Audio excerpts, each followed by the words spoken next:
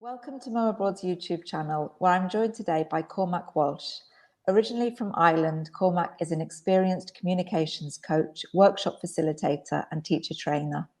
He's the founding partner of Educate to Communicate, a partnership that specifically focuses on communication in the world of education. Cormac has been head of teacher recruitment and training at Anne Sullivan School in Barcelona since 2018. And in 2021, he also took on the position of Deputy Director. Hi, Cormac. Hi, Jen. How are you? Thank you very much for the invitation, and to Mum Abroad also for giving us the chance to speak about the school. My pleasure. Cormac, there are lots of really interesting words and phrases on the homepage of the school website. Innovative methodology, education for the 21st century, transforming the learning model, and a school in movement. And they all sound very interesting, and we will talk about all of them in a little bit more detail. But first, can you describe the school in a nutshell? Yes, Jen, the school is very new. As you know, we opened in 2018, as you said it there in the introduction. It's a very small school, so we only have one line, meaning that we currently go from P3 right up to second of ESO. We have 200 children at the minute. We began with only 48. And because we are small, we are new, there's a lot of flexibility about the things, as in that list that you've just given me, about the things that we're able to do. Because that being that small and being that flexible means that there are a lot of things that you can do in the moment to change things. It's much harder, I think. It's like steering a ship in a way. It's much harder to steer a bigger ship when things go wrong. I'm thinking now of the pandemic. When that came along, we had to make a lot of decisions very, very quickly. And with a small team, a flexible team, and the families behind us, we were able to do that. So we're a one-line school. We always will be. A lot of that is to do with the characteristics of the building itself and part of the philosophy of what we wanted. We felt that if we were a small school, you do have that, there are pros and cons to everything, but you do have that ability to be very family-based. You get a chance to really know all of your children rather than vaguely thinking, I think that's a sixth grade student, or I think that's a fifth grade student. You get to know their names, their families, you get to know each kid individually, what moves them, what interests them. And that, as educators, is fascinating because you really see a child's progress the whole way through. And we now have children in September who will have been with us for 5 years, and seeing that progression in them and being able to really get in on individual levels with all of them is fascinating. So as you mentioned, Cormac, Anne Sullivan is a very young school, opened in September 2018. Who's the founder of the school? The founder of the school is a lady called Maria Rosa Coscoquela Palau, and she has been involved in education for almost 20 years at this point. She began working in a guarderia that she founded also. And about 5 years ago, it would have been March in maybe 2018, I got contacted by her through a mutual friend saying, listen, Cormac, I have this idea for this school. It's at that stage, the building works and all had begun, but I'd like somebody to come on board with me and help me with the English part of things in terms of finding the teachers, deciding the program, and really turning it into an international school. And then very quickly, I became more increasingly involved. And so when we launched in September 2018, as you said, I was helping her get those teachers. And then from that point on, we've become really working in tandem together to create the school. But the initial concept, the finding the building, really that first impulse came very much from her. And the school's located about 25 minutes outside of Barcelona city centre. It's up in the mountains, and you do have a school bus service. I just wondered, Cormac, can you talk a little bit about the surroundings, and do you think that being out in nature as you are, that has a positive impact on the students? Absolutely. So some of the photos that you're going to be showing later on, you'll see the surroundings for parents. We are 25 minutes outside the school. We do have a school bus. Some parents decide to drive themselves. We have parents in the locality that drop their kids here and then go on into Barcelona. We are up in the mountains, and that really means that we are a school within a building and outside of that same building as well. So it's very normal here for us to have a maths class outside. I've seen children practicing their violin. I've seen smaller children going out and learning how to count, and having that ability to go beyond the building and not just in terms of getting in touch with nature, but all of that extra space that it gives to us. As you know yourself, there are many schools in Barcelona that are wonderful, but they're constrained by the building or the streets that run either side of it, whereas we don't, because beyond even the school gate, we're surrounded by lots of beautiful natural areas where we can take the children for walks. We can teach them lots of different skills outside. And that really brings a different twist to the education that they're getting. Outside of that, as you know, where we are, the school itself, there's so many windows. We designed it that way. There's a constant source of light that absolutely has an effect on the children, on their mood, on their concentration, on their happiness level. I would go as far as saying that. And for me, oftentimes the teachers here laugh at me, but my basic goal is that kids come here in the morning and they're happy to come here, and they leave here in the afternoon and they're happy. Everything that happens in between is enormously important, but that's the fundamental, I think, for both Maria Rosa and I, that the kids want to come, they're happy when they're here, and they leave here having spent a successful day in a wonderful learning environment in the building and outside. Is there a story behind the name of the school? Who was Anne Sullivan? So Anne Sullivan, I think, is a reference for many teachers throughout the world, in that she was a student. She had a very famous student. She had one student. Her name was Helen Keller. Those of you who know Helen Keller's story will know that she had some very serious health difficulties as a very young child, and that meant that she wasn't able to see, to speak, or to hear. And many people, we're talking now a student who was born well over 100 years ago. And so many people in that time had simply said to her parents, listen, it's a lost cause. There's nothing that can be done. And they were fortunate that they found Anne Sullivan, and she came and she dedicated her life to that student. And she got that. Helen Keller, as you would all know, went on to be not only to attend university, but became a very famous writer. And so for many teachers, Anne Sullivan is a reference, because all of us in the teaching world face an incredible amount of challenges every day, but her perseverance and her dedication and what she brought, and the life-changing attitude that she brought to that student, really is an inspiration for all of us. So when we were thinking about a name for the school, and it was really Maria Rosa who came to me and said, you know what, this name I think is the one that I'd like for this school. It just seemed like a very obvious choice. And a lot of the teachers, believe it or not, who then came and joined the team, for a lot of them, when they saw the name of the school, it had those connotations, and it jumped out as a place that they would like to send their CV, and that they would like to come and join us. So let's get on to some of the big topics that we mentioned earlier. Education for the 21st century. What skills, Cormac, do you think are key for students today? I think, obviously, all schools and all countries have curriculums for a reason. So clearly, we all know the importance of maths and history and geography and all of those things, clearly. And that's never going to go away. So that's always going to form the basis. But as we move into a 21st century and beyond, where really we have no idea. A lot of my parents now come to me and say, the jobs I have, and part of the reason that I'm able to put my children in your school, to my own parents, those jobs wouldn't have existed. So you can only imagine, and I'm thinking also of your 3 kids, Jane, the kind of job market they're going to be facing, and maybe the society they're going to be facing, the huge problems that they're inheriting with climate change, with ethnic, with rights, with everything that people are fighting for. So for me, communication is a must, and as you know, I'm very passionate about that. But leadership, also self-awareness, but self-esteem. We all know now that young people, especially it became prevalent during the pandemic, are having a huge problem with some mental health issues, with some self-awareness, self-confidence issues. A lot of that can be very difficult when they're dealing in a world where they're 24 hours a day, they're public property. Because if they're on social media and they're using it, it can be very difficult to navigate those waters. And, critical thinking, working in teams, being proactive about how they want to spend their life. Sometimes it can be very easy for any of us to just follow along on the wave, and you turn around and you're maybe 40, 50, 60, and you're thinking, how did I get here? What choices did I make along the way? Would this really have been what I would have chosen?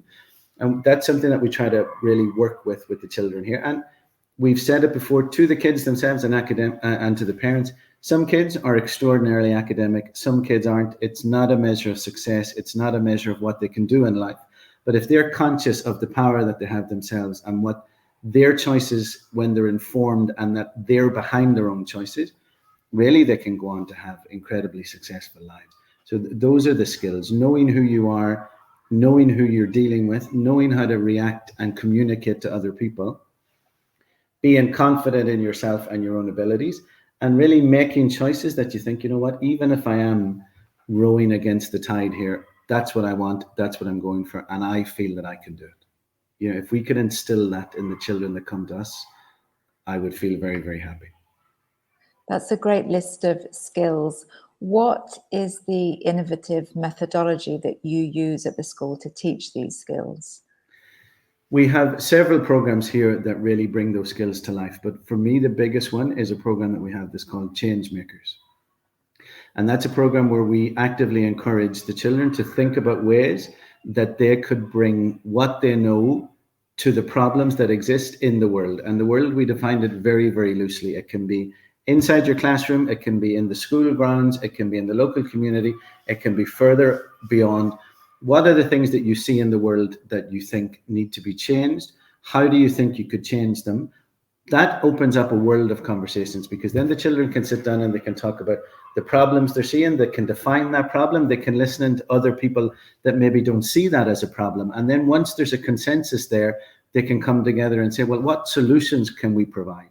And we've been very fortunate. We have done a connection with a school in the Russian Arctic that's 11 hours the other side of Moscow. It's wonderful what technology can allow you to do. And so for the kids to get really a very profound entry point into lives of children the other side of the world who are living in conditions, even just, you know, climatic conditions that are completely different to what people are living from here, that has been eye-opening for the students.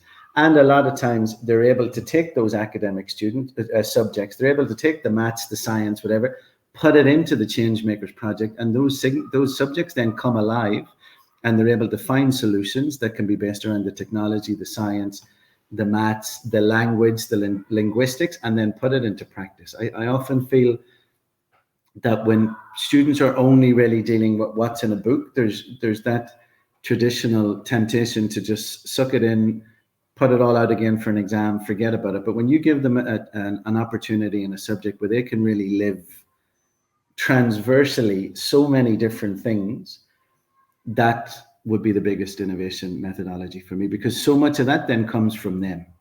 And we try to make sure that it's them that make the proposals about what the project could be, what they could do. We've had kids run marathons to raise money. There's been a lot of work that they've done around climate change, around human rights.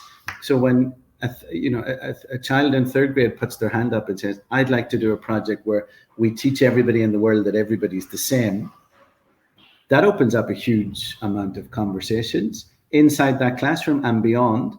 And I remember when we did a project around, it was based around that the children in P4 at that stage decided that it was very important to pick up litter. And one of the mothers came to me months later and said, I really loved the project you did, but you've made my life impossible, because every time we go anywhere, my daughter's given me instructions. We have to clean everything before we do anything.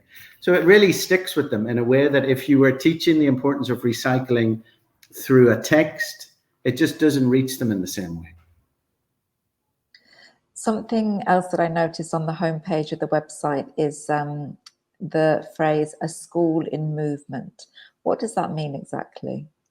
So for us, we spoke about it earlier, about the importance of that the school is not that the children arrive, they come inside the building, they go to, on a Monday morning, their traditional classroom, and they're in there until Friday afternoon with little patio breaks in between. For us, the entire school, including the grounds, are an opportunity for learning. And sometimes we have to adapt. Maria Rosa always says that it's very important that the architecture of the school adapts to the child and their learning, and not the other way around.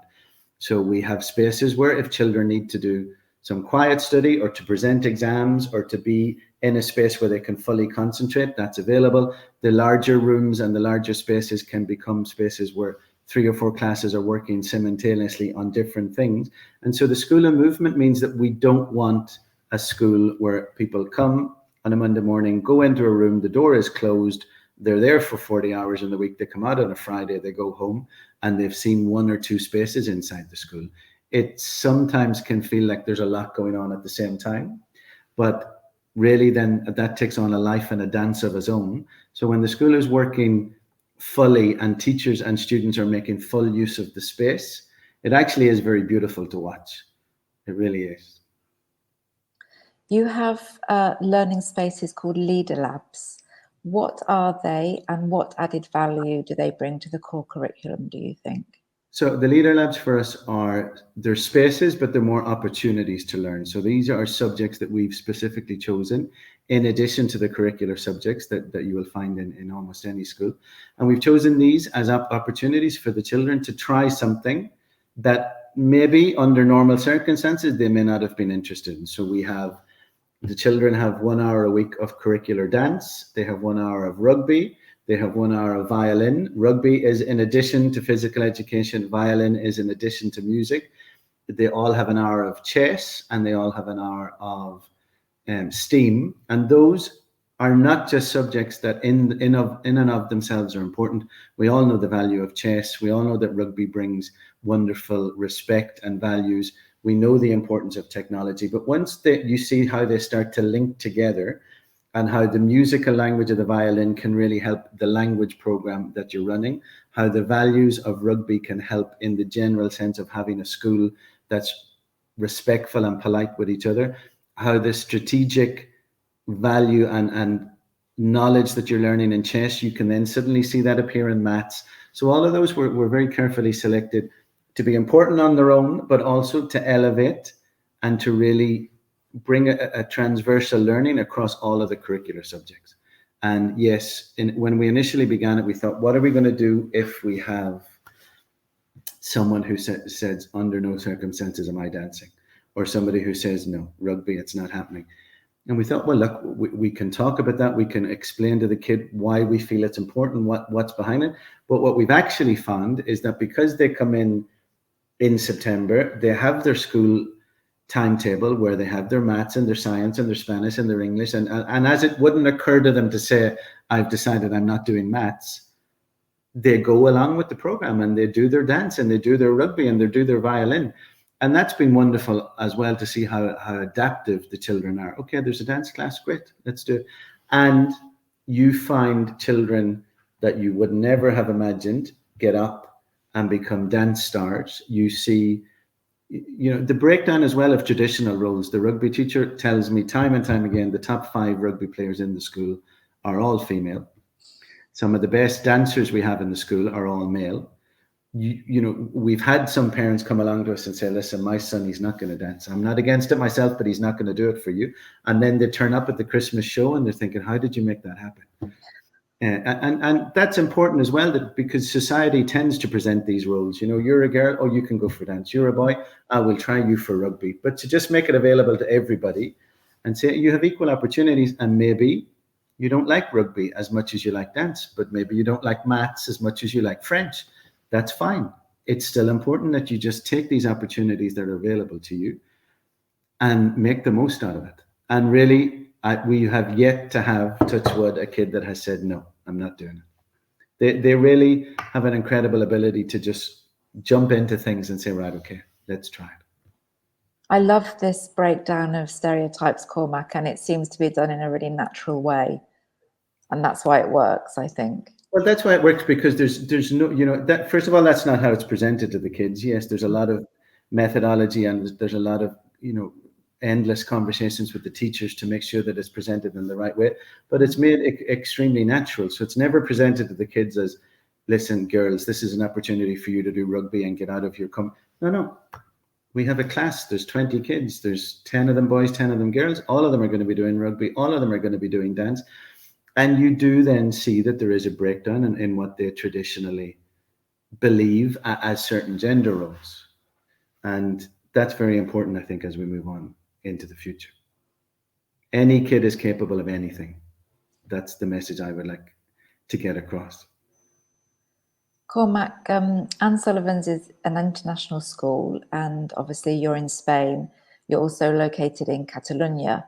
And so I wondered, what's the distribution of languages taught at the school? We are very conscious of the importance of plurilingualism.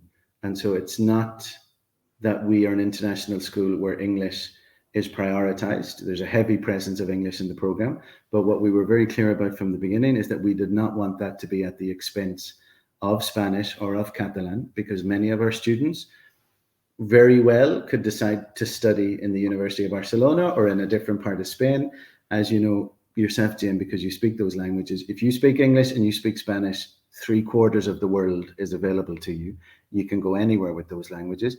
And I know it's a problem that some international schools can face, that with there being such a priority on English, oftentimes students come out living inside a culture and then they don't have, certainly when it's in terms of written skills, they don't have the full skills that they should have in Spanish or Catalan or whatever the local language is. So with those three, there is a very heavy emphasis on English. Every subject that we can put into English, we can. The kids still do Catalan as a subject. They do Spanish as a subject. They also have French and German, because we thought, with German, as we know, the biggest native speaking language inside of Europe, French, for somebody who speaks Catalan and Spanish, French, you have quite a high entry point.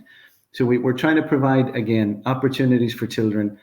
And there will be children who opt for French. There'll be others who feel like I'm more interested in German. But the very fact that they could function in those languages as they move forward, it's something I always say at the open house when I have parents here. Every language, be it English, which we can all argue is the dominant global language, or a language of a few speakers, every language is a passport to another world.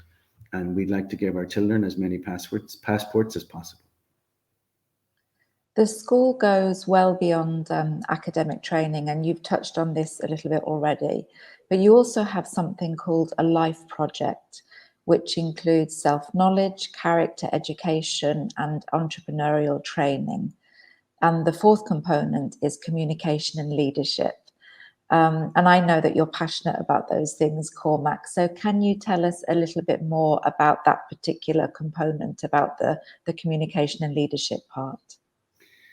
Well, before I came to the school, as you know, and I still do it, that I've been involved in executive coaching, as you know, Jane. And one of the things that always struck me when I was working with executives here inside of Spain was that they really, really struggled when it comes to public speaking. Not struggled in doing it well, but they struggled and they got very, very nervous. They really suffered for it. They put a huge amount of work into it. And when you started to explore that, you saw that it just traditionally wasn't present in the university system. It wasn't present in the school system. And coming from Ireland, I grew up in a system that was slightly better. I won't say it was wonderfully better, but there was the presence of debate teams. There were opportunities to learn some of those skills. And what I'd like to bring here inside the school and in the competition that we've recently been involved in is to teach people that public speaking is a skill. There's such a societal conception, I feel, that public speaking is a talent and you're either born with it or you're not. And that's a very dangerous belief, because if you believe that and you happen to feel that you weren't born with that, that means you sit back and you have a tendency to be quiet. And then other people who take the floor, their voices are heard. They then, because they've done it, are asked to do it again. And so it's not then just that their voices are heard, they become consolidated. They then can become the dominant voices. And then people who don't take that opportunity end up being not heard. And I think if we can really teach people that it's a skill, like any other skill, like driving, I always use this analogy when I'm teaching the teenagers. Two people can sit inside a car for the first time, and one of them can have a natural ability that very quickly that car becomes something that they control very easily. They're not afraid of traffic and they're gone. That does not mean that the other person cannot learn to drive. But because we define it as a skill, that person puts in the hours, they do the work, they present their exam, they may do it 3 or 4 times before they get it, because they have this driving belief that this is a skill that I can master. And I would love that to become the way people conceive of public speaking. It's a skill. You break it down into its elements, you find out where you're strong, where you're not, and then you start working on those skills and you get better and better. And that is also a very serious and important door then into leadership, which is the second part of your question. Because if people can stand up, and the younger the better, and say, okay, wait a second, I have an opinion. I know how to express that opinion.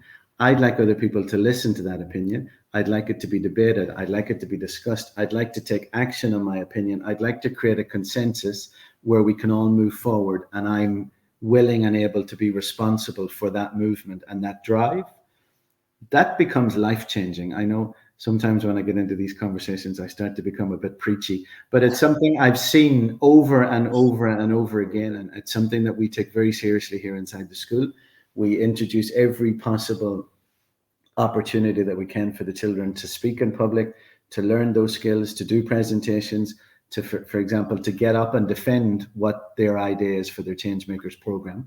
And so each time they do it, they lose a little bit of the fear, they get better, they start to use the skills. And then you see children that really start to fly, and then that has a knock-on effect on their level of confidence and their self-awareness. I'm starting to make public speaking sound like a religion. It's just, I could talk all day about this. It's just something that I have just seen change lives over and over and over again. And the younger we start changing those lives, I think the better for those lives, but for us as well, on a societal level. So at the moment, the school is open to primary years and first to second of ESO. In September 2022, there'll be an intake of the third of ESO. Yes. That's later this year. September 2023, you'll have the first intake of fourth of ESO. And in 2024, you'll see the first intake of the IB, that's the diploma program. Cormac, it's been really great talking to you today. I can see that you're absolutely passionate about what you do, passionate about the school and teaching kids. If you had to describe the school in 3 words, what would they be? I would say, I don't know if, I'm sure you've seen it now because I know you're interested in education. Rita Pearson has an incredible TEDx talk where she was saying that, that a student who learns, really, it's because they've established a connection with a teacher. So for me, getting into, obviously things are important, curriculums are important, methodologies are important, all of that is an incredible list. But for me, it all comes down to emotions, connection, and going out on a limb here, but it's love. It's what you can really, that's the basis of all of that. If you can make these kids feel that they're loved and they're special and they're different, and you connect with them and you help them manage their emotions so that they really can become the best version that they can of themselves, that's what it comes down to for me and for Maria Rosa and for the team. So yeah, emotions, connection, and love. That's what I would say. What a great combination, really. Absolutely. So I'm going to put at the bottom of the screen the school's website address. That's www.annesullivanbcn.com. Yeah. And there, if anybody's interested, they can find out more about the school and also find out the contact details, so email address and phone number. Absolutely, and we'd be delighted for anybody that would get in contact with us to arrange visits for the school. They can come and have personal interviews with Maria Rosa and I. They can get to know the installations and the team. So we'd be delighted to hear from any parent out there that was interested in what they heard today. And once again, thank you, Jane and Mom Abroad, for the opportunity to really showcase our school. Thank you very much. Thank you, Cormac.